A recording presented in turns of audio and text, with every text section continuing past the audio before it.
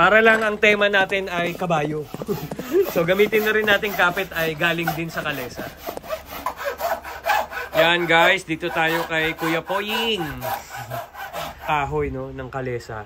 Yun yung ipapagawa nating kapit ng ating balisong. Oy, ang ganda ng t-shirt mo ha. Shout out, Balisong Pilipinas. Yung kahoy na yan galing kay Jesua Mashes ng Laguna. Yan. At pinagbigyan naman tayo masama sa ating koleksyon.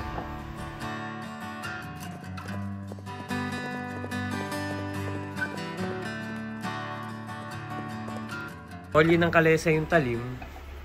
Yung lock ang ginamit natin. Malit na balisong lang to guys. Meron tayong gagawing balisong dito. At binigyan tayo ni Sir Jesua ng parte ng kanyang lumang molye ng kalesa. Kukunin natin yung lock bro at ipapagawa nating balisong yan. Harvest ng lock ng molye. Sarap. Maliit na kutsilyo lang to guys. Pang bit. 14 cm lang sabi ng gagawa. Yan no. Si Boss Poying. Yan. Pagbigyan natin siya ng konting palaisipan. Tinitilad. Yun no, tinitilad yung pang-handle natin. Yun no. Yun yung haspe niya. Ano yan? Galing nila maghiwa guys. Oh. Lang yan. Oh. Bawas pa daw ulit. Yan yung magiging handle natin. Oh, ano po? Maganda. Oh, maganda daw pag parang batik-batik siya.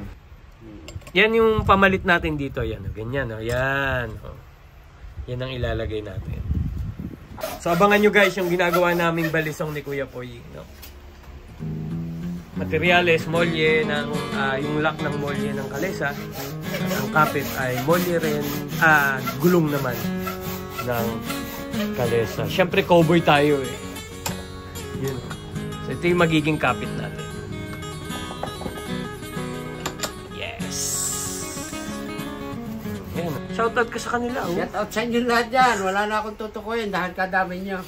Basta yung mga lalo na yung mga manunood dito. Shoutout sa inyo. Ayun. Bye-bye guys! Cowboy up and party down.